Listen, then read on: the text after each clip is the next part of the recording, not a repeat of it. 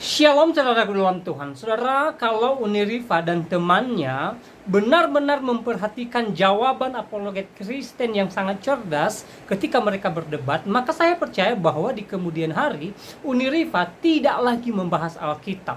Nah, saudara dalam Tuhan, perdebatan yang seru dan tentunya banyak poin yang menjadi berkat dalam kehidupan kita.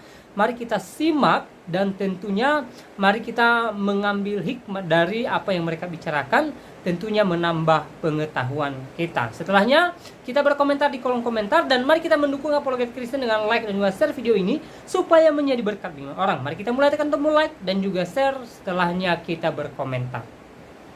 Ya, selamat malam.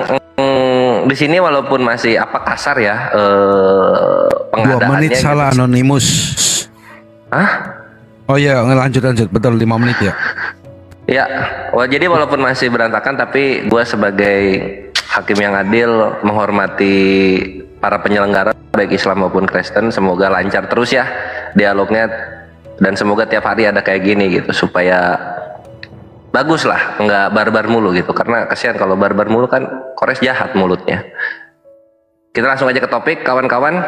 Mengenai penyembah iblis, kita harus melihat dulu bahwasanya di Islam iblis itu adalah ciptaan gitu, dan Allah Azza wa Jalla adalah Sang Maha Pencipta. Dan di dalam syahadat Islam itu adanya la ilaha illallah Muhammadar Rasulullah gitu. Nggak ada la ilaha iblis, itu nggak ada. Lalu kemudian dalam surah Al-Hijr juga dinyatakan di 52, iblis ini mempunyai Tuhan, yang dimana iblis meminta untuk ditangguhkan untuk membawa teman-temannya masuk ke dalam neraka jahanam gitu. Jadi bagaimana mungkin iblis yang punya Tuhan ini disembah oleh orang Islam gitu? Karena Islam itu menyembah Tuhan langsung, tidak menyembah Tuhan yang Tuhannya punya Tuhan juga gitu. Itu bukan Islam gitu. Lalu kemudian di dalam Islam ini iblis itu adalah musuh yang nyata bagi kami, karena iblis, setan itu semua sama saja, musuh yang nyata. Dan di Islam tidak diajarkan kami untuk mengasihi musuh gitu, karena kami nggak tahu bagaimana cara mengasihi iblis, di mana iblis ini adalah musuh yang nyata, kan gitu ya. Nah, maka dari itu nanti kita akan breakdown lebih jauh siapa sih sebenarnya yang menyembah iblis ini gitu. Seberapa vital iblis ini bisa menyelamatkan roh pada hari Tuhan. Seberapa vital iblis ini bisa membuat para penghujat-hujat jerak dari hujatannya. Dan seberapa vital iblis ini melakukan karya keselamatan bagi manusia nantinya gitu. Itu aja dulu paling. Silahkan Unik. Bismillahirrahmanirrahim. Assalamualaikum warahmatullahi wabarakatuh. Selamat malam. Iblis dari kata belasa terputus dari rahmat Allah. Nama atau gelar bagi petinggi jin yang bernama Azazil yang tidak mau patuh kepada Tuhan. Maka iblis dalam surah Al-A'raf ayat ke-17 saya bacakan. Qala fabima akhwaitani laq'udanna lahum siratakal mustaqim. Artinya, ia iblis menjawab, karena engkau telah menyesatkan aku, pasti aku akan selalu menghalangi mereka dari jalanmu yang lurus. Maka mari kita lihat siapa penyembah iblis. Ialah mereka-mereka yang tidak mengikuti perintah Tuhan, bahkan mereka-mereka yang menghilangkan perintah Tuhan, dan bahkan mereka-mereka yang mencampurkan pengajaran Tuhan yang betul dengan paganisme. Ini adalah pekerjaan iblis, menyesatkan dengan seizin Tuhan, karena dia meminta kepada Tuhan, diminta untuk diberi penangguhan. Maka kita akan buktikan pada malam kali ini, siapakah di antara Kristen dan Islam penyembah iblis. Saya membawa dasarnya Al-Quran surah Al-A'raf ayat ke-17, dan saya akan masuk nanti elaborasi dalam pembuktian. Karena waktu masih ada 1 menit lebih, saya akan masuk fokus bahwa seperti yang Kores katakan, tidak ada toleransi terhadap iblis, apalagi mengasihi iblis. Maka ajaran setan atau ajaran iblis adalah ajaran yang bekerja sama dengan iblis. produk ajarannya karena bekerja sama dengan iblis, bahkan mereka berkasih sayang dengan iblis. Inilah esensi dari ajaran iblis. Karena mustahil iblis mengajak manusia untuk patuh kepada Tuhan. Maka kita akan membahas malam ini, siapa penyembah iblis? Saya akan memberikan bukti-bukti bahwa Kristen penyembah iblis. Terima kasih. Nanti buktinya 42, 41, 40 ditutup. Silakan. Silakan moderator diambil alih, Pak Erben. Ini langsung bertanya ya? Atau opening statement? Opening Waktu saya riset ya. Pihak Kristen. Waktunya Ya. buat Anda dan Toshikage. Dipersilakan, Baik. monggo. Baik, salam buat semua ya, saudara saya Kristen dan Salam. semua saudara kita walaupun kita beda agama ya, tetap saudara sebingkai dalam Bhinneka Tunggal Ika ya. Baik, kita akan bahas kali ini sesuai tema siapakah penyembah iblis ya. Maka kalau bicara penyembah iblis, kita harus deteksi umatnya dan sesembahannya ya. Tetapi puji Tuhan kalau di kekristenan memang luar biasa. Saya bukakan dari Yeremia ya 29 ayat 11. Sebab aku ini mengetahui rancangan-rancangan apa yang ada padaku mengenai kamu. Demikian firman Tuhan, yaitu rancangan damai sejahtera dan bukan rancangan kecelakaan. Oke. Untuk memberikan kepadamu hari depan yang penuh harapan. Nah, ini akibatnya saya mau jadi beragama Kristen. Karena Tuhan saya itu rancangannya bukan rancangan kecelakaan. Maka kalau untuk mendeteksi siapakah penyembah iblis, maka sesembahannya itu harus dideteksi dulu. Apa dulu? Ya, jangan sampai kita mengira dia Tuhan yang benar, padahal dia iblis gitu loh. Sebab di dalam Alkitab juga dijelaskan, waspadalah, sebab iblis pun akan menyamar sebagaikan malaikat terang. Dan kebiasaan iblis ini selalu memberikan ada dua porsi teman-teman. Maka harus waspada. Pertama, dia memberikan madu dan dia memberikan racun. Maka ketika ada umat yang sudah meyakini itu, maka ketika kita tunjukkan racun, maka dia akan bilang, loh ini kan ada madunya, nggak mungkin racun.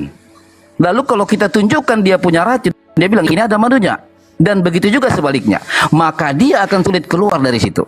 Itulah pekerjaan iblis. Oke?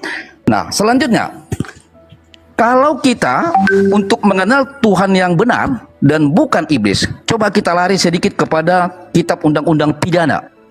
Oke?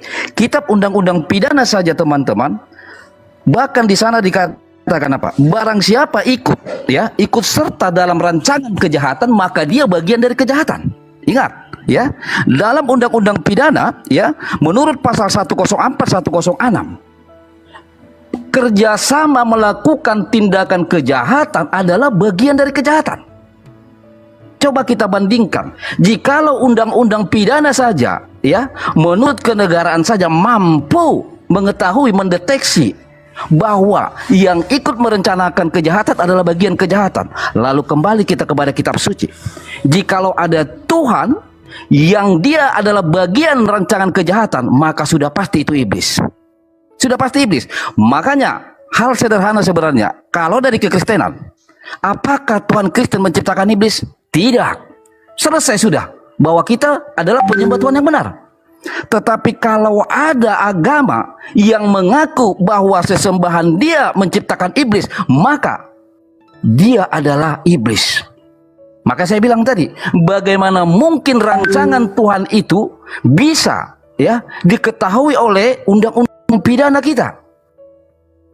Undang-undang pidana kita saja sanggup mengetahui bahwa perancang kejahatan adalah bagian kejahatan. Jadi kalau ada yang menciptakan kejahatan, itu udah pasti iblis. Nggak usah basa-basi deh, iblis itu. Ya. Nah, beda sekali dengan kitab suci kita ini. Sampai dinyatakan di dalam Yeremia ini bahwa dia adalah rancangan damai sejahtera. Maka konteks damai sejahtera ketika dasar iman kekristenan tidak dibangun dalam hal Tuhan yang menciptakan iblis, maka Tuhan Kristen tidak mampu direncanakan untuk dipaksakan bagian dari kejahatan. Karena dia nggak menciptakan iblis. Sebab iblis hakikatnya adalah kejahatan, kerusakan, pembunuhan, penganiayaan. Ya, itu bicara sifat nanti. Ya, nanti akan saya jelaskan itu panjang lebar. Ini konteksnya jadi bicara sifat nanti. Ya, bagi agama yang tidak mengenal konteks dalam sifat, maka dia akan terjebak, maka dia penyembah iblis. Ya, Jadi perhatikan teman-teman, hukum pidana kita saja mengajari kita, barang siapa ikut melakukan tindak kejahatan atau perancang kejahatan, dia bagian dari kejahatan itu. Masa iya sih kitab suci kalah dengan kitab undang-undang? Begitu teman-teman. Masih ada waktunya? Tosi KG 30 detik, silakan gunakan. Ya, silakan. Ya. Jadi apalagi kalau yang merancangkan itu mengutus ya iblis ya. Ya itu kejahatan itu, yang merancangkan kejahatannya. Dan saya cuma mau mengatakan bahwa tentang penyembahan ya, penyembahan itu bagian dari ortodoksi ya. Jadi kebenaran agama itu pertama dari ortodoksinya. Di situ akan melahirkan ortolatria, yaitu penyembahan dan Oke, waktunya habis. Oke, sekarang waktunya Kristen bertanya, Islam menjawab. Pertanyaan 2 menit, jawaban 5 menit. Diawali dengan pertanyaan. Siapa yang bertanya? Raja Debat atau Tosi KG? Kesepakatan Anda. Bentar. Interupsi. Nggak ada sesi menanggapi argumen masing-masing ya? Langsung ke pertanyaan aja, Uniripa. Oke. Ya, silakan Raja Debat buat maksimal 2 pertanyaan. Setelah disampaikan 2 pertanyaan, kalau ada waktu sisa boleh digunakan untuk memberikan pemaparan atau apapun itu, tapi 2 pertanyaan saja, monggo. Baik. Pertanyaan saya sederhana sekali. Apa nama dan tempat singgasananya Allah orang Islam?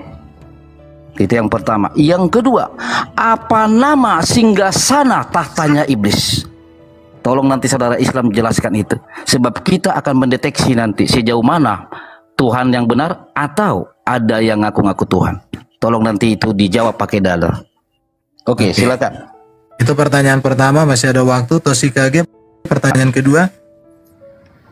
Ya, jadi tadi ya, saya sih cuma mau melanjutkan sedikit ya, saya menggunakan waktunya aja untuk Suaranya dikencangkan. Iya, ya. Jadi kalau penyembahan itu bagian dari ortodoksi ya, bagian dari doktrin. Dari doktrin ortodoksi itu akan melahirkan ortolatri, penyembahan, dan ortopraksi. Ortopraksi itu adalah prakteknya.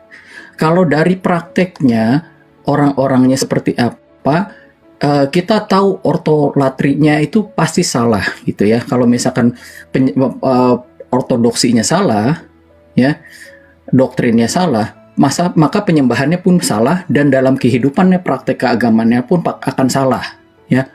Jadi saya sih berpikiran gitu. Dari doktrinnya benar, penyembahannya akan benar, dan praktek keagamannya akan benar, ya. Jadi di sini tadi Raja Debat sudah menekankan Tuhan kita itu Tuhan yang tidak menyesatkan umatnya, dia malah merancangkan apa yang baik bagi umatnya, rancangan damai sejahtera, bukan kesesatan. Ya, saya cuma menambahkan itu. Saya nggak bertanya, tapi kayaknya pertanyaan dari Raja Debat itu aja udah cukup ya, karena dari situ kita menggunakan ini aja nanti ya, kita jawab dari situ. Lanjut. Oke, waktu pertanyaannya hanya 1 saja. Waktu 5 menit untuk menjawab dan sekaligus menunjukkan data. Siapa yang duluan? Apakah Uniripa atau si Darman? Monggo, kalian tentukan. Silakan, Darman. 5 menit. Oke, bisa Rit.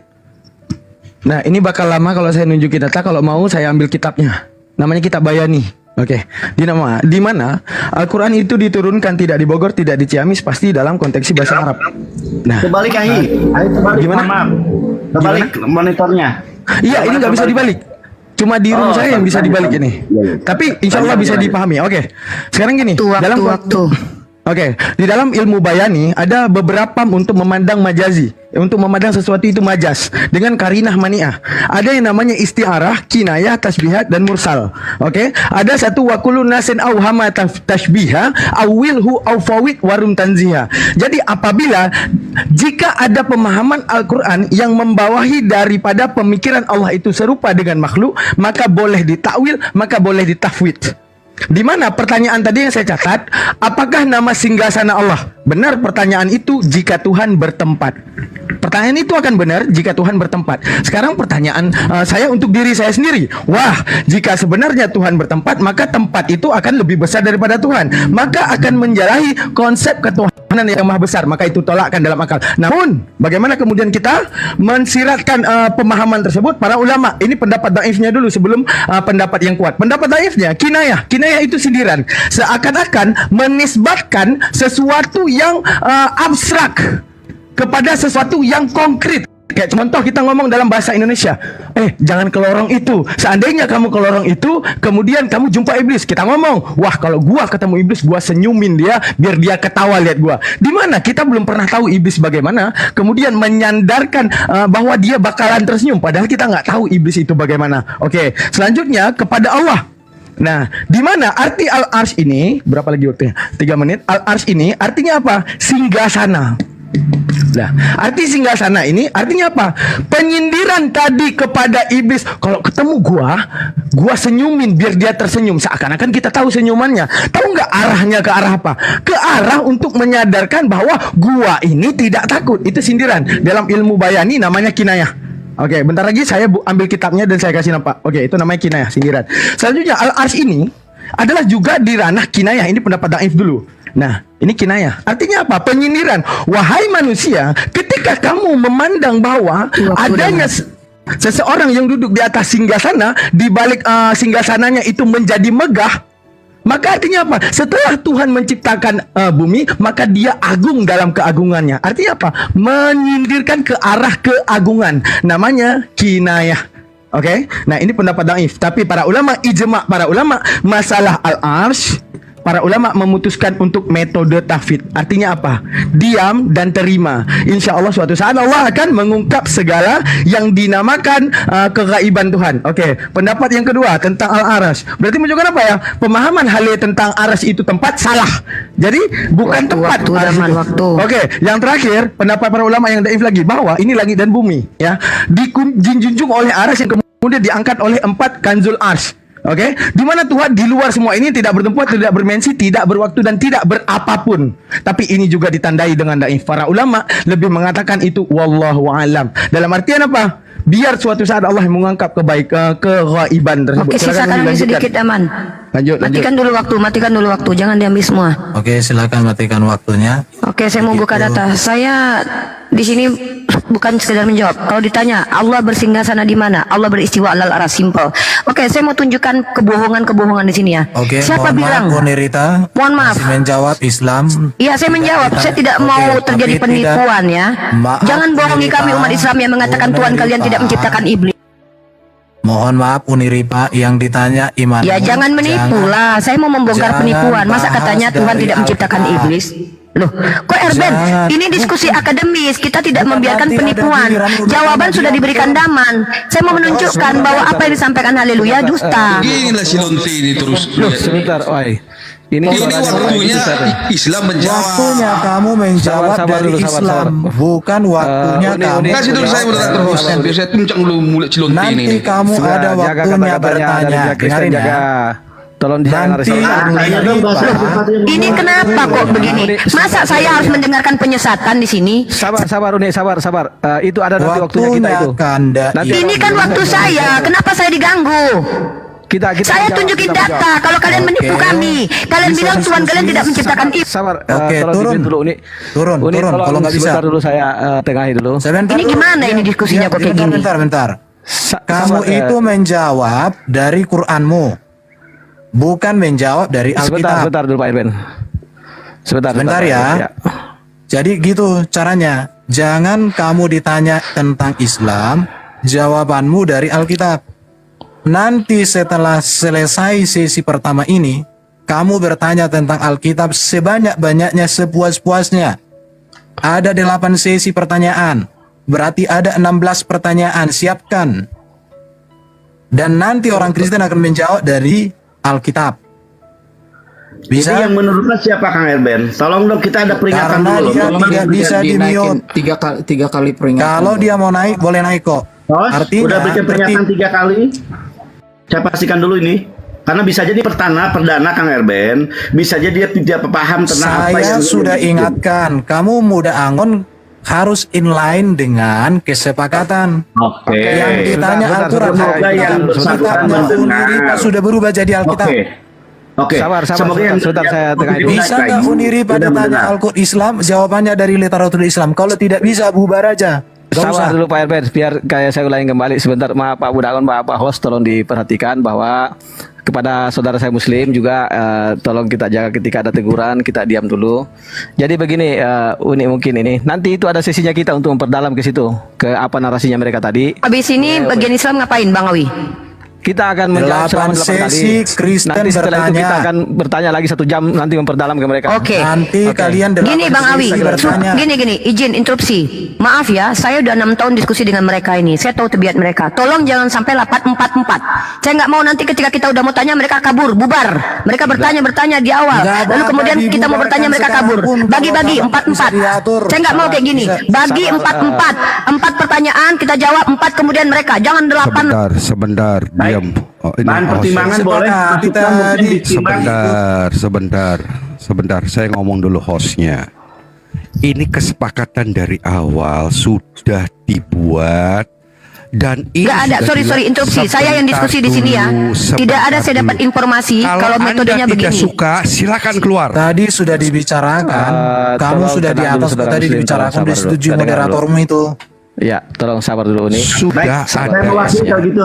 Pak Host, saya Siapa yang mewakili. bertanggung jawab kalau kalian tidak kabur nanti kalau giliran kami? Kami yang bertanggung jawab, Uni. Kami penyelenggara bertanggung jawab. Oke, Pak kalian Uni penyelenggara bertanggung jawab. Ya. penyelenggara Ya, silakan Ya, Budak Kangon. Ya, baik untuk sementara kalau ternyata masukan dari si pembicara nanti Anda keberatan, pastikan bahwa ini akan terus berlangsung ya karena banyak kata-kata yang mungkin dianggap oleh pembicara kami ini akan ada penistaan atau kalimat-kalimat yang tidak tepat. Ya, pastikan Erben terus juga masalah peringatan tadi tolong berikan kepada kami sebagai orang yang akan memperingati sahabat-sahabat kami. Jangan sampai langsung turunin. Karena kami juga akan meminta pertimbangan kalian untuk supaya segera diturunkan dengan pertimbangan sama-sama sebagai orang dalam ya. Yang Kita orang yang Kristen sudah dewasa pun di sini. nanti kalau kalian ditanya tentang Kristen tapi kalian jawab dari tempat lain, saya hentikan. Baik, silakan. Makanya saya bilang tadi, kita sepakati dulu karena ini awal Kang Erben. Ya, jangan langsung percaya sama aku jujur kok. Apa kepentingan? Udah, tenang. Oke, sudah lanjut. Sebelum dimulai ya, sabar ya. sedikit lagi, Kami bertanggung sedikit jawab. lagi host Ini saya akan minta izin mempertentangkan. bicara 1 menit. Ya, oke. Ya, siap. Saya minta izin bicara 1 menit kepada saudara saya Muslim. Mohon sabar, kita tunggu giliran kita nanti bertanya. Baru kita pertajam mengenai apa opening statementnya tadi. Yang kedua, kepada yang lain semua yang ada di atas ini, terutama teman-teman Kristen, tolong dijaga narasinya, jangan mengeluarkan kata-kata kotor, menghujat pribadi itu tidak pantas ya. Karena di sini kita mempertontonkan ajaran kita masing-masing. Akan menjadi contoh ya. seperti inilah. Timer tadi yang membawa kalimat-kalimat yang nggak bagus itu, tolong Iya, dipelajari. saya kenapa rupanya kalau saya itu akhlak siripe itu yang nggak benar, peraturan sudah ada. Timer aja belum. Bro fokus timer aja. Timer aja nggak boleh begitu, biar kami yang mengurus. Kamu juga siapa di sini budak? Muncul kali. Anonymous, tenang. Timer dulu bro. Sabar, teman-teman Kristen, diam semua dulu biar Pak saya John, sama RT. WA saya udah diterima. Iya, tadi aku di kamar kecil, sorry. Iya, coba dilihat WA saya. Sebentar. Putri Pak, juga kita ada di WA bersama sementara. Kang Awi ya, tolong dipantau WA kita. Apa yang terbaik untuk kemudian. Ya ini dipantau ya. lanjut. Kalau misalkan bisa lanjut, nih tolong ini waktunya dijalankan dan tolong Uniri. Iya oke. Pak Toshikage itu bagian saya. Bro siapkan materi pertanyaan, siapkan diri. Pokoknya moderator saya akan netral dan nggak boleh aneh-aneh. Yang aneh-aneh turun aja. Ngapain debat kalau aneh-aneh? Oke ya. Waktunya Uniripa masih ada 1 menit 30 detik. Oke, daman dikit. Silakan digunakan. Habiskan daman, Coba tanya habiskan dulu, daman. Uniripa, mau Daman lanjut? habiskan. Oke, ini namanya hasyiah, di atas hasyiah bayan, di mana ini bukan ilmu menerangkan Al-Quran. Oke, ini bukan ilmu yang menerangkan tentang Al-Quran. Tapi ini adalah sebuah ilmu tentang majas. Kalau kita dalam sastra bahasa Indonesia ada personasi, ada hiperbola, dan segalanya yang menunjukkan ada majas ironi. Di dalam bahasa Arab juga memandang majas, memandang kinayah, memandang sindiran. Nah, yang saya bahas tadi di dalam halaman 26 masalah pembahasan kinayah di dalam bahasa Arab. Nah, apa itu kinayah? Artinya apa? Lafal yang direncana dengannya lafal, lafdu uridu biha, uridu bihi lazimu ma'nahu ma'a jawazi iradatul ma'nal hakiki. Artinya apa? Boleh difikirkan kepada makna hakikat, namun boleh juga difikirkan di atas makna sindiran ataupun makna majas. Dengan cara tidak ada karinah mani'ah, artinya tidak ada akal yang menolaknya. Contoh gini, kalau saya ngomong kata-kata kambing, saya lihat kambing di hutan, maka itu kambing yang sebenarnya. Kalau saya ngomong, saya lihat kambing tadi main bola bersama saya di dalam lapangan futsal. Dengan adanya narasi lapangan futsal itu membatasi akal bahwa itu hal yang sebenarnya. Sama seperti dengan narasi yang tadi, Tuhan duduk di atas aras. Ketika disebutkan laisa kamitslihi syai'un, itu menjadi karinah daripada makna hakikat bahwa Tuhan itu tidak bertempat. Maka narasi Halil mengatakan, apa nama singgasana Allah? Maka akan terjawab jika Tuhan bertempat. Nah, di Islam Tuhan tidak butuh tempat untuk kemudian dia berada dalam keagungannya. Sekian dari kami Muslim. Terima kasih. Oke, terima kasih untuk teman Muslim yang sudah memberikan pemaparan dari pertanyaan. Saya harap dua temanku Kristen bersiapkan dulu pertanyaannya atau bantahannya dengan baik supaya langsung ditunjukkan cascistus. Ada waktu 2 menit untuk memberikan pertanyaan baru boleh, sekaligus juga untuk menyanggah apa yang disampaikan tadi boleh. Tapi waktunya 2 menit. Bicaranya cepat, tepat, dan akurat. Monggo dipersilakan. Waktu berjalan saat Anda berbicara. Monggo. Oke, baik. Oke, baik teman-teman ya. Mungkin tadi peluru saya itu sangat menyakitkan, padahal itu masih sedikit ya. Udah terjadi goncangan. Baik. Tapi begini Daman ya, kamu mengatakan tidak bertempat, sementara Ripa tadi langsung menjawab sedikit tegas ya. Saya sedikit salut sama Ripa, dia berani tegas. Dia mengatakan bertempat di arsy, jangan lama-lama menjawabnya. Saya tertarik dengan Ripa itu ya. Sedangkan Dama mengatakan tidak bertempat. Oke, baik. Begini kawan, Anda selalu mencari narasi tentang ilmu kinaya, ilmu bayani. Oke, saya jelaskan sama Anda. Oke, ada 15 ilmu di Islam, ya. Dan orang yang memahami 15 ilmu, salah satunya ilmu lugat, ilmu nahwu, ilmu sorob, oke, bahkan sampai ilmu istika, sampai ilmu ma'ani. 15 ilmu itu kawan, ingat saya ajarin kamu. Orang yang memiliki 15 ilmu ini, maka dia mampu menerjemahkan original teks. Oke? Jadi di sini konteksnya bukan untuk menemukan kalimat yang tepat, ya, tetapi menjadikan kalimat yang tepat sesuai dalil, sesuai original teks. Maka dibutuhkan 15 ilmu tadi. Contoh bagaikan ilmu ma'ani tadi, ilmu bayaan. Saya tahu itu kawan. Jadi jangan berputar-putar di situ, oke? Santai saja kamu. Pertanyaan jadi, bro, saya, waktunya tinggal 40 detik. Baik, pertanyaan saya belum dapat jawaban. Tolong berikan ketegasan, apa nama dan tempat singgasana itu? Karena yang saya temukan dari Rima mengatakan ada tempat arsy, yang satu mengatakan tidak ada. Tetapi nama singgasana belum saya temukan jawabannya. Oke? Tolong dong. Oke, pertanyaan kedua masih ada 20 detik. Monggo. Saya rasa Pak Erben itu aja, karena itu pun sudah membuat mereka agak sedikit apa ya, kita kasih keringanan lah gitu, biar mereka agak berangin gitu kan.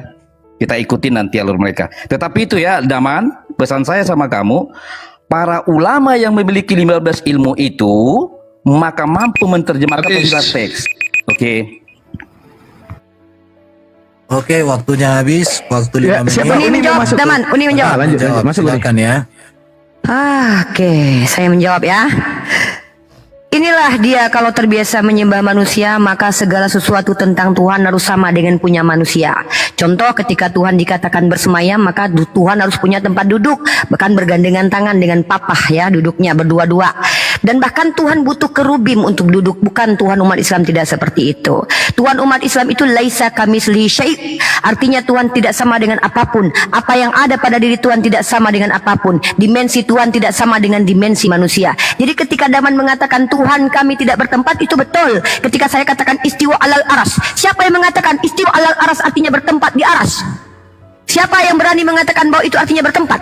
Jangan kuping kalian coba pelintir perkataan saya. Saya menggunakan diksi Al-Quran. Allah istiwa alal arash. Dalam bahasa Indonesia dan juga digunakan oleh orang-orang Yahudi, bahwa bahkan Tuhannya bersemayam di tempat yang tinggi. Tuhannya bersemayam di atas kerubim. Bayangkan malaikat kecil-kecil tempat Tuhan duduk. Na'udzubillahi min zalik.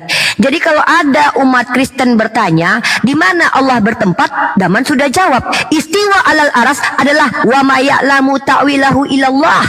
Boleh kami mentakwil bagi mereka yang berilmu dengan catatan mereka tidak menerjemahkannya secara absolut sebagaimana Haleluya mengatakan bahwa Tuhan itu punya bokong, punya dubur dan punya bulu, lalu bertempat duduk, plok, duduk, buang air besar Tuhannya. Nggak ada. Tuhannya umat Islam itu yang butuh keledai untuk duduk karena punya bokong sebelahan-sebelahan. Bayangkan bokongnya bertepuk dua-dua kalau duduk di atas kursi. Islam tidak mengenal Tuhan yang punya bokong duduk tempat kursi atau keledai. Jangan tantrum, baru sedikit jawaban. Jadi Islam tidak mengenal Tuhan seperti makhluk punya pantat, punya dobor dan punya bulu dan berkelamin. Jadi tidak butuh kursi dan keledai untuk duduk. Begitulah Tuhannya umat Islam. Allah datanya mana? Laisa kamitslihi syai'un. Allah itu bersemayam alal arash. Kenapa menggunakan kata bersemayam? Kata semayam bukan bahasa Arab, tapi yang bisa dipahami manusia. Bersemayam, Allah berkuasa akan segala sesuatunya. Tidak ada istilahnya umat Islam itu meyakini Tuhannya duduk di atas keledai, pantatnya bertepuk kanan, bertepuk kiri, di tengah-tengah ada duburnya. Na'udzubillahi min zalik. Maaf, Tuhan kami bukan makhluk. Tuhan kami bukan Tuhan yang butuh makan kemudian ada lubang dubur tempat keluar makanan kotor, makanan-makanannya telah dicernanya. Maaf, Tuhan kami tidak punya kelamin untuk membuang air seni yang telah diminumnya ketika dia minum air miras atau air yang telah dirubah menjadi anggur. Maaf. Jangan samakan Tuhan kita. Oke? Nah, jadi langsung saja. Allah istiwa alal arash. Tapi kami para ulama ahlu sunnah wal jamaah memahami Allah tidak bertempat. Simpel itu. Maaf, iblis dalam ayat kami di Al-Quran tidak berkuasa akan maut sehingga Tuhan harus capek-capek mati berkelahi dengan iblis, melawan iblis, mengalahkan maut. Maaf, iblis tidak berani. Dalam Al-Quran mengatakan kepadamu kuberikan kuasa kalau kau menyembah aku. Iblis macam mana yang punya kuasa mengatakan kepada Tuhan, Tuhan, kalau kau sembah aku, ku kasih kau kuasa, bumi ini ku kasih kepadamu. Artinya iblis berkuasa kepada Tuhan ini. Inilah ajaran iblis sejatinya. Ajaran yang bekerja sama, rancangan kejahatan bekerja sama dengan iblis. Kalau tanpa bantuan iblis, rancangannya tak berjalan. Seperti Haleluya katakan, kalau ada Tuhan yang bersekongkol dengan iblis, maka itu ajaran iblis. Bagaimana dengan ada Tuhan yang kemudian membuat rancangan kematian manusia yang baik dan benar, dihancurkan dirinya, harga dirinya, lalu itu atas bantuan iblis. Maka inilah yang disebut dengan ajaran iblis. Ini ajaran iblis. Belum lagi ketika Tuhan bekerja sama, ketika menghasut nabinya untuk menghitung Bani Israel. Tahu-tahu di ayat lain katanya Tuhan, tapi di ayat lain adalah iblis. Ini ajaran iblis seperti Haleluya katakan. Ketika Tuhan bersekongkol dengan iblis, melakukan penyesatan, bahkan ini yang disebut sebagai Tuhan yang esensinya iblis, yang mendatangkan roh-roh jahat yang diberikan kepada mulut para nabinya sehingga nabinya berdusta. Ini ajaran iblis. Jangan samakan Tuhan kita. Tuhan kami umat Islam menyesatkan siapa yang dikehendaki, kecuali Allah tidak akan menyesatkan orang fasik. Al-Baqarah ayat ke-26. Allah tidak akan pernah menyesatkan kecuali mereka yang fasik.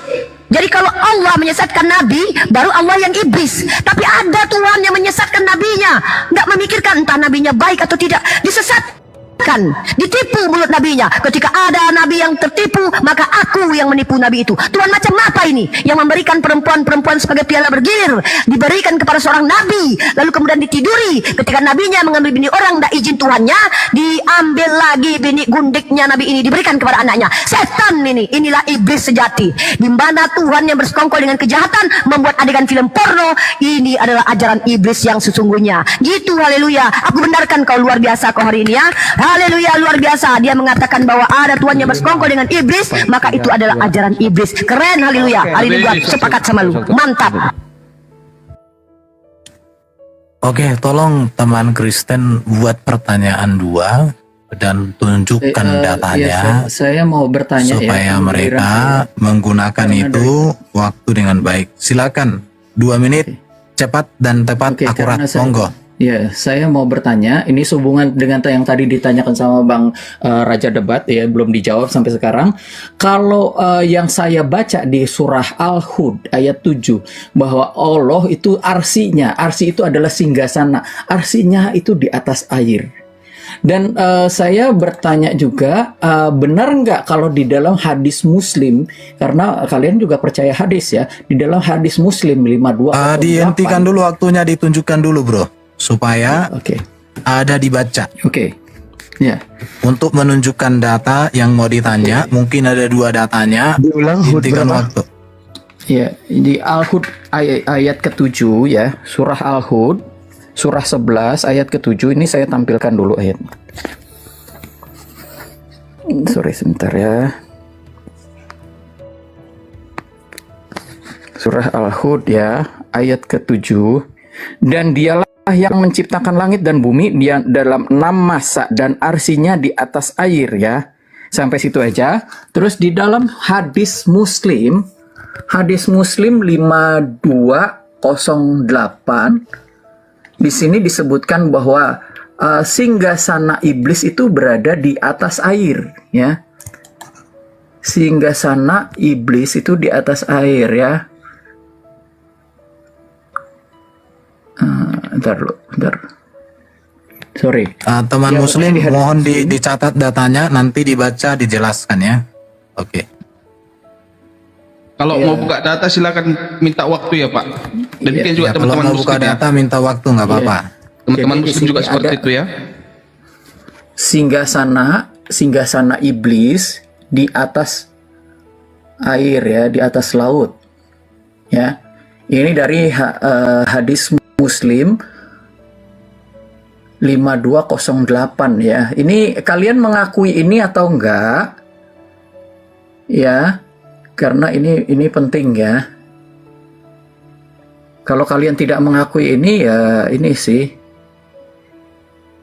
Ya kalian harus buang aja itu kitabnya ya, disobek-sobek gitu, dibuang ke sana. Oke, pertanyaan kedua ada dari Raja Debat 29 detik. Oke, saya lanjutkan ya. Oke. Sebenarnya pertanyaan kita belum terjawab. Mungkin mereka Nggak urus pertanyaan kedua aja, langsung habis waktunya bro. Loh, jangan gitu. Iya, langsung aja pertanyaan kedua. Enggak, pertanyaan itu aja enggak. Inilah, jangan dong. Gimana sih? Cobalah, saya juga tahu kok caranya gimana, teman-teman ya. Santai lah. Ini masalah kecil ini manusia ini. Oke? Habis waktu saya kan. Habis. Oke, boleh langsung dijawab. Udah? Gimana nih? Halo teman-teman. Bayangkan Muslim mungkin bicara. Begitu Kang Erkan ya, silakan. Muslim. Jawab nggak Daman? Sekali lagi on fire nih Daman. Iyalah, Daman sedikit aja. Sebentar, pelan aja. Di ayat tadi. Sebentar. Oh ya, Daman jelaskan hadis tadi ya. Sebentar. Bukan hadis, Jadi ayat yang dia bawa tadi. Ketika bertanya itu dikeluarkan data dalilnya. Ketika menjawab juga dikeluarkan data dalilnya supaya untuk edukasi. Bukan hanya modal songor aja gitu loh. Ini saya sebagai hostnya ya, silakan dilanjutkan. Oke, gini, kayak tadi masalah kinayah tadi saya bawakan dalilnya. Kalau ini mau nanti bentar lagi saya bawa. Gitu. Kitabnya dalam kitab Hamul Hawami. Nama kitabnya Hamul Hawami pada membahas huruf jar. Mana huruf jar? Al-ba wa min wa ila wa fi wa an wal bakasam wal lamu wa ruba wa hu wa mus wa munzu wa hatta wa sya wa da wa khala. Mana salah satunya itu ala. Ala di ayat tersebut, pemahaman ala itu sama kayak kita contoh gini. Kalau kita dalam bahasa Indonesia kata dari ya, kalau Allah kan atas. Kata atas dalam bahasa Indonesia ya satu pemakaiannya atas doang. Tapi kalau seandainya di dalam pemahaman Arab itu menunjukkan apa? Allah ini ada yang namanya faidatul huruf. Setiap huruf itu punya faidah. Dalam kitab Hamul Awami bukan yang kitab yang menjelaskan Al-Quran, tapi kitab yang menjelaskan logawi bahasa Arab. Ya gimana? Al-Quran tidak turun di Bogor, Al-Quran tidak turun di Ciamis, Al-Quran tidak turun di Sulawesi, tapi turunnya di Arab. Maka yang kita pelajari yang konteks bahasa Arab. Allah ini ada faedah isti'la. Arti isti'la apa? Peninggian. Contoh, aku melihat ke atas langit, berarti langit itu berada isti'la di di atas kita tinggi. Yang kedua, adanya jihad arah. Apa namanya itu? Aku melihat mendengar sesuatu di atas genteng, itu arah namanya. Yang ketiga, makhudiyah, diambilkan di atas apa. Nah, artinya kita baca ayat tersebut. Dan dialah Allah Al-Aziz yang menciptakan langit dan bumi pada 6 hari, dan adalah aras itu diambilkan di atas kehendak air. Maksudnya kehendak air itu gini, diambilkan daripada air, artinya apa? Keagungan Allah dan menciptakan sesuatu Allah itu diambilkan daripada air. Segalanya kehidupan yang ada itu kan, pertama membahas tentang dilalatul lafzi ala mawafaqah yad'unaha dilalatul mutabaqah dalam ilmu mantiq, menjelaskan masalah madlullah, ilmu indikasi. Kalau bahasa kita namanya komunikasi nonverbal, di mana itu kan membahas ayat tersebut tentang penciptaan hari, di mana keagungan Allah di dalam penciptaannya semuanya ala makhudiyah, diambilkan daripada yang namanya air. Adanya kehidupan yaitu dengan adanya air. Jadi ayat tersebut tidak sedikit pun membahas seperti apa yang Anda katakan, tapi bukan arasnya dibuat daripada air, tapi ala yang berfaedah makhudiyah. Arti ala makhudiyah, segala kehidupan di 6 hari tersebut, ala tersebut, ala bermakna makhudiyah, diambilkan daripada air, yaitu dari segala ciptaan Allah. Contoh, adanya yang namanya kelahiran saya butuh air, adanya tumbuhan yang butuh air. Segalanya kehidupan ini berlandaskan daripada air. Yang menjadi masalah, ala ini ada yang namanya apa itu namanya? Muta'ala. Ya, boleh tanya ke orang Arab, namanya muta'ala. Maka muta'ala itu bukan kepada arash, tapi muta'ala itu wajib muta'ala. Kalau bukan kepada isim fa'il ataupun isim maf'ul, maka wajib muta'ala kepada fa'il, kepada fi'il, pekerjaan. Yaitu apa? Pekerjaan yang kita nampak di situ yaitu khalaqa, menciptakan. Nah, artinya apa? Di atas apa kemudian diambilkan penciptaan langit dan bumi ini? Di atas air. Artinya apa? Dengan sumber air maka adanya ciptaan. Terus saat kita membahas ala daripada makhudiyah, makhudiyah ini terbahas daripada kedua. Ada yang namanya kuliah, ada yang namanya juz'iyah. Juz'iyah pemahaman sebagian, kuliah pemahaman keseluruhan. Menunjukkan bahwa makhudiyah daripada langit dan bumi sebahagiannya terbuat daripada air. Itu ilmu dalam yang saya bawa, kitab Hamul Hawami, kitab Matan Al-Jauharah, kitab apa namanya itu satu lagi? Apa itu? Bukan Jauharatul Tauhid, kitab mantik namanya, saya lupa namanya. Sulamun Aurak, namanya Sulamun Aurak, karya Imam Ahmad Damanhuri. Nah, saya boleh bawakan datanya bentar lagi. Oke, Unirifa lanjut, manfaatkan kesempatan, kita udah menjawab. Baiklah. Jadi betul kata Charlie Lee ya, sama siapa, haleluya ya. Iblis itu dia bertahtanya di air. Jadi alhamdulillah bukan Tuhan kami yang melayang-layang di atas air, Charlie. Dan juga bukan Tuhan kami, Charlie, yang mana dia memiliki bersemayam di atas air bah. Itu Tuhan dalam kitab Mazmur 29 ayat 10, Charlie. Bersemayam di atas air bah. Wah, iblis. Waduh, berarti kalian menyembah iblis nih. Astagfirullahalazim. Nauzubillah min zalik. Hati-hati loh. Hanya iblis yang bersekongkol dengan penjahat memerintahkan kasihi musuhmu. Sementara iblis adalah musuh. Kami tidak diperintahkan mengasihi musuh. Kalian bersekongkol. Jadi ajaran iblis atau Tuhan yang iblis adalah Tuhan yang seperti haleluya katakan, merancang sebuah kejahatan, penistaan terhadap orang yang baik dan benar, membuat rancangan dari semula untuk meremukkan orang yang tidak bersalah, lalu kemudian menjadikan orang itu bulan-bulanan dan tumbal darah seperti dewa Molok yang menghadirkan manusia suci untuk ditumpahkan darahnya. Iblis, inilah ajaran iblis sejati. Iblis yang betul, iblis yang kerjasama dengan iblis dan memberikan kuasa kepada iblis. Bayangkan ada iblis yang menawari Tuhan begini, kalau kau menyembah. Cukup, habis waktu. Cukup, silakan lanjut. Oke. Pertanyaan ketiga ya. Ya, kalau saya dihidupin mikrofon nih, ini pertanyaan keempat. Ini sesi keempat. Enggak, datanya butuh. Tadi kan minta data nih. Saya kasih apa kitabnya? Nanti kan. Kita gilir aja. Silakan yang teman Kristen bertanya. Ini sesi pertanyaan yang kini ya. Ini sesi kelima sudah. Jawab atau bertanya? Bertanya masih. Sesi kelima ini bertanya. Oh iya sudah. Ini singkat aja ya, 2 menit ya soalnya. Ya, jadi kalau pertanyaan jadi gini aja. Kalau kita menantikan jawaban seperti apa adanya, biarin aja penonton yang menilai. itu ya, karena Betul. sudah 3 kali ditanya dengan pertanyaan yang sama seperti itu juga. Ya, nanti untuk pertanyaan saya serahkan sama Bang Debater. Saya Ya, mau silakan menyimpulkan aja. dipersiapkan pertanyaan dan datanya dibuka sebanyak-banyaknya, nggak apa-apa. Dari Uni Rifa ya, terima kasih Anda sudah mengakui bahwa iblis ya, tolong waktu dijalankan. Terima kasih Uni Rifa sudah mengakui bahwa iblis itu bertahta di atas air. Tetapi di sini juga di dalam surah Al-Hud ya, QS 11 ayat 7, di situ dialah yang menciptakan langit dan bumi dalam 6 masa dan arsinya di atas air. Nah, kita menggunakan silogisme, prinsip silogisme, premis ke-1 dan premis ke-2. Premis ke-1, Allah bertahta di atas air. Premis kedua, iblis bertahta di atas air.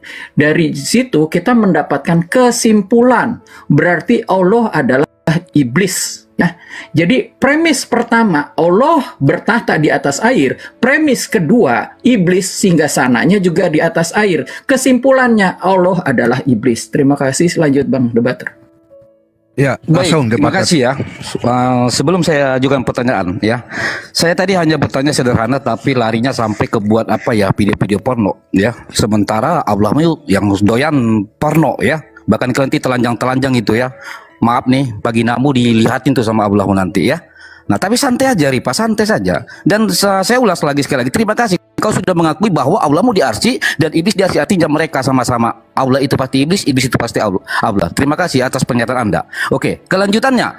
Menurut Laisa kamitslihi syai'un, tidak ada yang serupa dengan Allah. Kalau begitu, sekarang apakah Ripa dan si Darman ini telah setuju bahwa Allah dan iblis ternyata sama-sama kuasa, sama-sama punya tahta di atas air? Silakan dijawab nanti. Ya, pertanyaan saya sederhana aja. Ya, jangan lari-lari kemana. Kau bilang kalau jadi manusia, Allah juga pernah jadi manusia di surah Maryam ayat 17. Apakah dia akan kita katakan dia punya bokong, punya dubur? Jangan begitu. Saya bisa tunjukkan Allah mau jadi manusia nanti. Ya, santai aja. Bahkan di sini kau sekarang terima kasih kau sudah akui Allah sama dengan iblis tanpa kita banyak bicara. Kau sendiri telah menjawab itu. Oke? Mantap. Daman, kasih Uni dulu deh. Tenang aja, Uni kasih waktu. Bentar, jangan ini masalah ala, ini masalah istilah. Lanjut Uni. Silakan dijawab, bila penting dibacakan dulu hadisnya ya. Mungkin kalau teman-teman muslim bacakan dulu suratnya kayak gimana supaya dikasih tahu ya. Ini nanti sisain buat Daman Uni ya. Ya, biar Bang Daman nanti yang menjawab masalah hadis ini.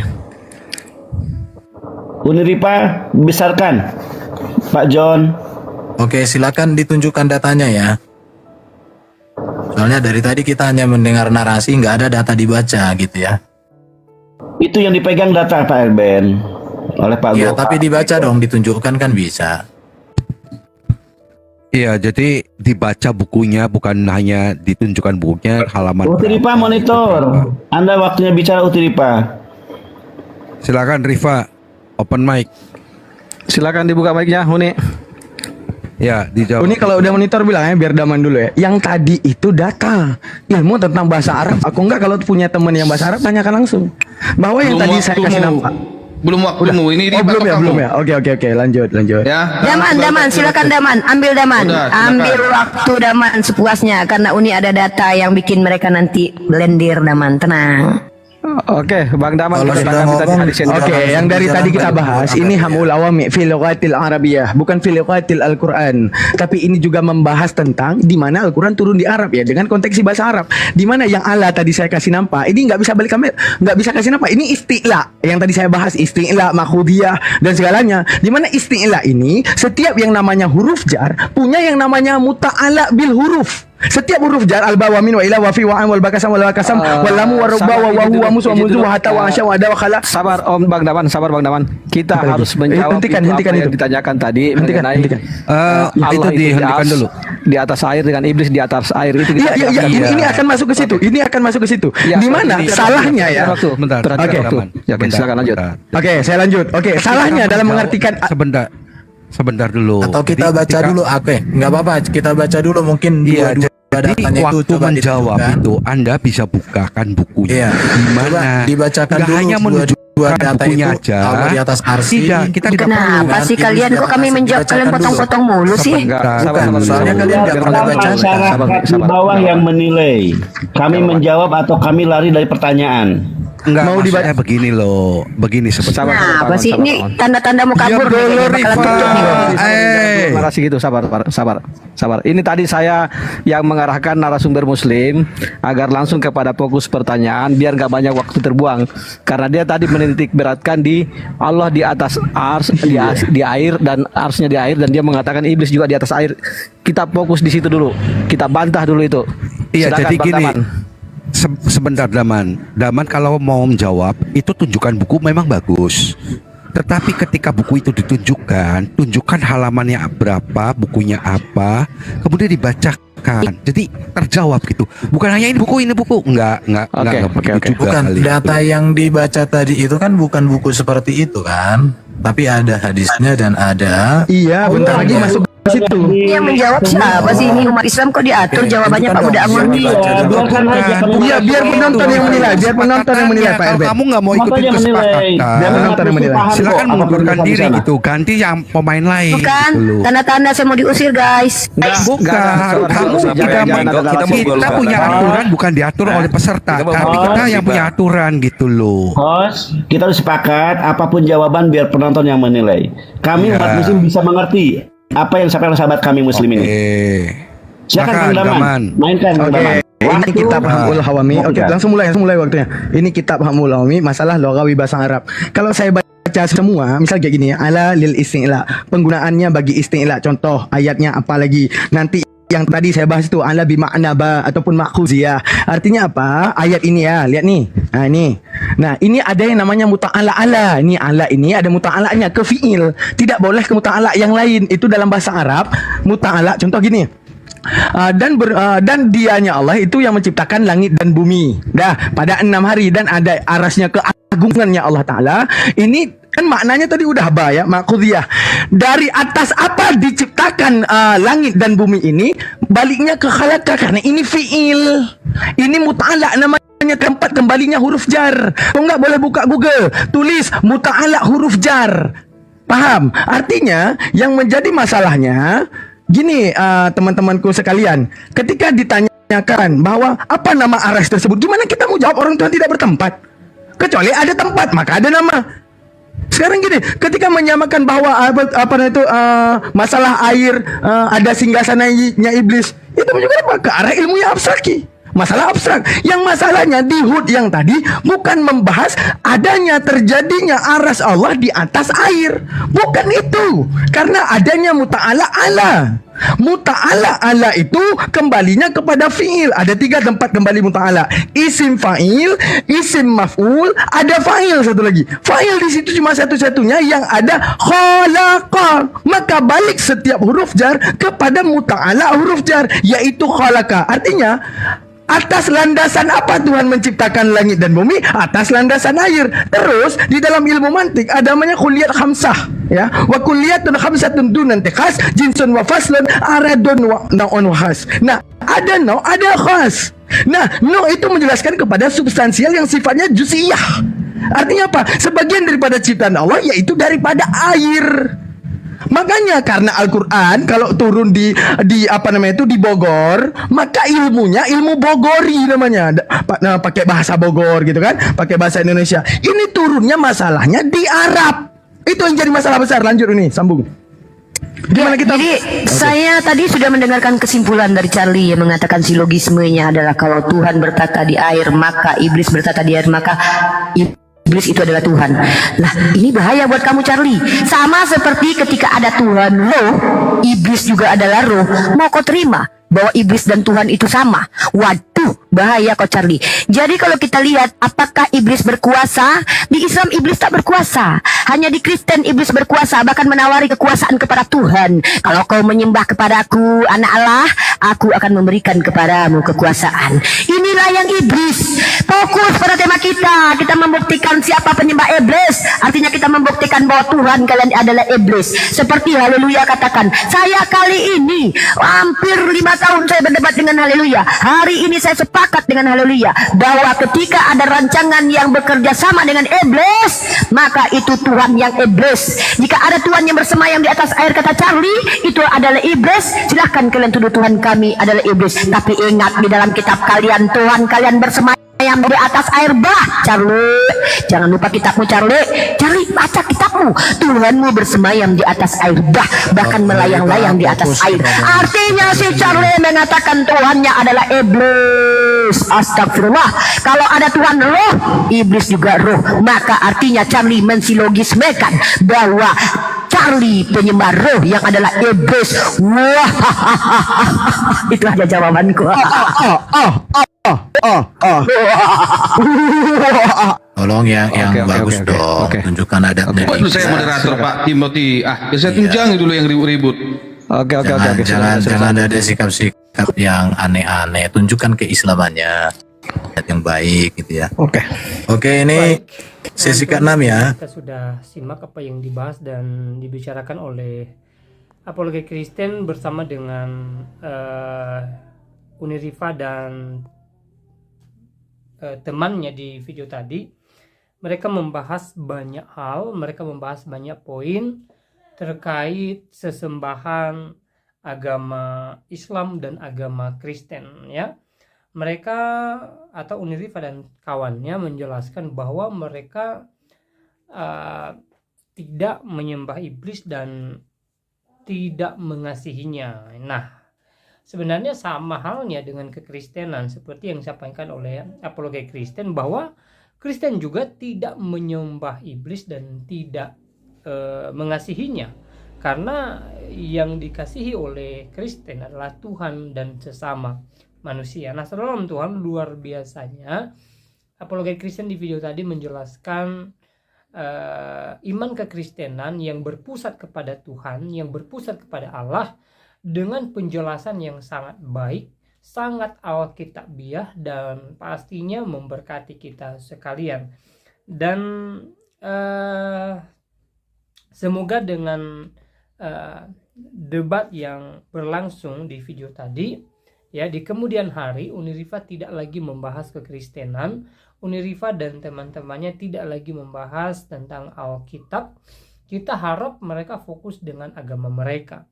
Toh juga kita berbeda agama dengan mereka. Mereka beragama Muslim, harusnya mereka fokus dengan agamanya mereka gitu loh.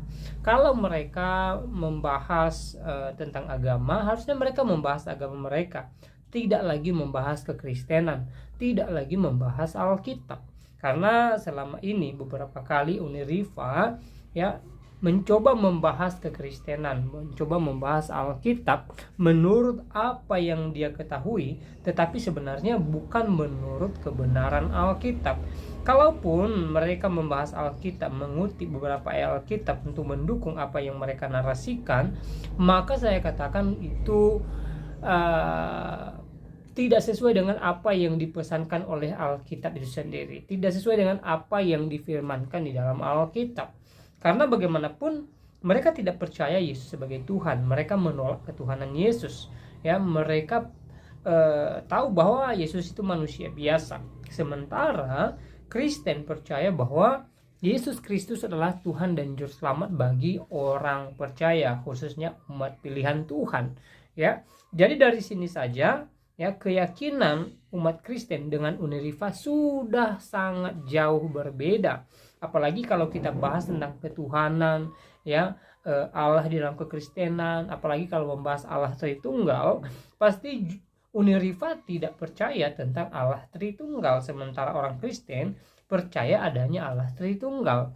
Nah, saudara dalam Tuhan, perbedaan-perbedaan ini yang harus dipahami oleh Unirifa, dan harusnya mereka fokus dengan agama mereka. Dan itu harapan kita, semoga di kemudian hari mereka bisa fokus dengan agamanya mereka. Mereka bisa fokus membahas iman mereka, daripada mereka berkuar-kuar membahas kekristenan, tetapi sebenarnya mereka hanya memaksakan diri. Ya, bagaimanapun mereka tidak punya ilmu pengetahuan tentang kekristenan.